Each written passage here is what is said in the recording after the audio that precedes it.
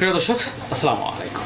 নির্বাচন প্রতিদিন এই বিএনপির বলার চেষ্টা করতেছে যে গণতন্ত্র ফিরিয়ে আনার জন্য, এবং যদি গণতন্ত্র ফিরিয়ে আনতে হয় তাহলে নির্বাচন দিতে হবে এবং ডিসেম্বরের মধ্যে নির্বাচন দিতে হবে। যদিও ডক্টর মোহাম্মদ ইউনূস একটা নির্বাচনের রোডম্যাপ তারা প্রকাশ করছে, সংস্কার যদি বেশি চায় তাহলে আপনার ডিসেম্বর থেকে জুনের ভিতরে নির্বাচন সম্পূর্ণ হবে, আর যদি সংস্কার কম চায় তাহলে ডিসেম্বরে নির্বাচন হবে। তো এই কথা বলার পর আমরা দেখতেছি বিএনপির যারা সিনিয়র নেতাকর্মী আছেন, বিশেষ করে আপনার মির্জা ফখরুল ইসলাম আলমগীর স্যার, উনি রুহুল কবির রিজভী, ওনারা প্রতিদিনই এটা আসলে মিডিয়ায় বক্তব্য দিয়ে যাচ্ছেন যে আসলে নির্বাচন দিতে হবে, নির্বাচন দিতে হবে। একটা পর্যায়ে আমরা যা দেখছি যে এই দেশের সাধারণ জনগণও বিএনপির সাথে সুর মিলাইতে বাধ্য হয়েছে এবং তারা বলার চেষ্টা করছে যে নির্বাচন দেন, নির্বাচন দিয়ে চলে যান।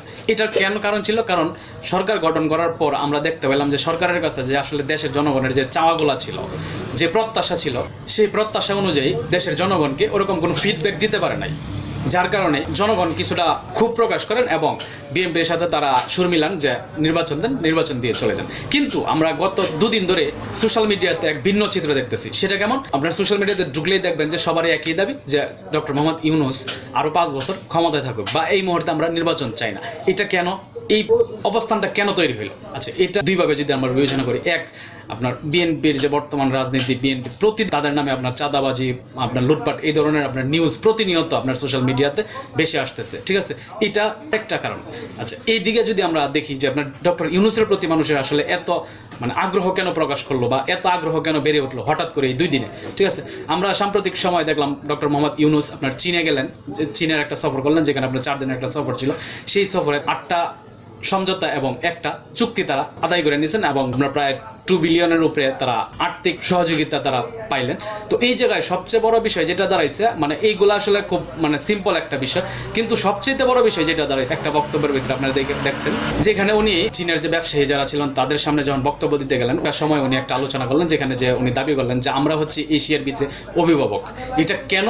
এটা হচ্ছে যেহেতু আমাদের সমুদ্র বন্দর আছে, ঠিক আছে, এই জন্য আমরা অভিভাবক। আচ্ছা, এই কথাটা জনগণের ভিতরে ক্যাচ করছে, ঠিক আছে? এক। দ্বিতীয় কথা হচ্ছে আপনার তিস্তা, যেই বিষয়টা নিয়ে আমরা 53 বছর ভারতের সাথে সমঝোতা করার অনেক চেষ্টা করার পরেও ভারত আসলে এইদিকে পা বাড়াচ্ছে না, এবং ভারত প্রায় এসে আমাদের উপর এই তিস্তা নিয়ে প্রতিনিয়ত তারা জুলুম করে যাচ্ছে এবং তাদের ইচ্ছা মতো তারা পানি ছাড়তেছে।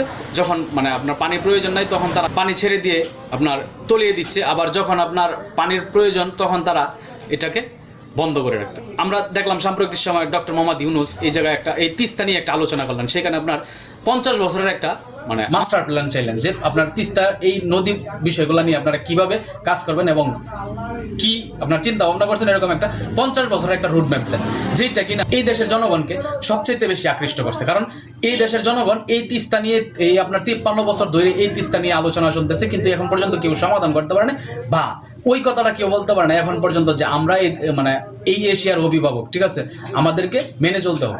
এই ধরনের বক্তব্য এখন পর্যন্ত কোনো রাষ্ট্রনায়ক দিতে পারে না, যেটা ডক্টর মোহাম্মদ ইউনূস দিয়ে আসছে। এই বক্তব্য দেওয়ার পরেই সাধারণ জনগণের ভিতরে অন্য ধরনের একটা চিন্তা ভাবনা চলে আসছে যে ডক্টর মোহাম্মদ ইউনূসকে আমাদের এই মুহূর্তে প্রয়োজন, ঠিক আছে, যত যাই কিছু হোক। কারণ উনি বুক ফুলায় কথা বলতে পারেন, উনি স্ট্রেট কাট কথা বলতে পারেন, ঠিক আছে, যেটা অন্য কারো দ্বারা সম্ভব না। তো এই চিন্তাধারা থেকে কিন্তু অনেকেই এখন এই ধরনের কথা বলা শুরু করছে যে এই মুহূর্তে আমরা কোনো নির্বাচন চাই না, আমরা আরো মিনিমাম 5 বছর পরে নির্বাচন চাই। তো যাই হোক, এই হচ্ছে মূল বিষয় আমার কাছে যতটুকু মনে হয়েছে আর কি, যে এটাই হচ্ছে মূল কারণ, ঠিক আছে। আর না হয়তো যেভাবে মানুষ মোটামুটি ক্ষিপ্ততা জায়গা তৈরি হয়েছেন যে এই মুহূর্তে নির্বাচন দেন বা 6 মাসের মাথায় নির্বাচন দিয়ে আপনারা চলে যান, ঠিক আছে, এই ধরনের আলোচনাও কিন্তু ফেসবুক সোশ্যাল মিডিয়াতে চলে আসছিল। কিন্তু সাম্প্রতিক সময় এই কিছু ঘটনা, ছোট কিছু বিষয়, ঠিক আছে, যেটা সাধারণ জনগণকে আকৃষ্ট করছে এবং সাধারণ জনগণ কিন্তু এখন ডক্টর মোহাম্মদ ইউনূসের পক্ষে চলে গেছে, যে ডক্টর মোহাম্মদ ইউনূসই পারে এইসব নিয়ন্ত্রণ করতে বা ভারতকে প্রতিহত করতে, একমাত্র ডক্টর মোহাম্মদ ইউনূসই আমাদের প্রয়োজন। তো এই কারণে কিন্তু জনগণ তার পক্ষে চলে গেছে। তো এতটুকু বলার ছিল। ভালো থাকবেন সকলে। আসসালামু আলাইকুম।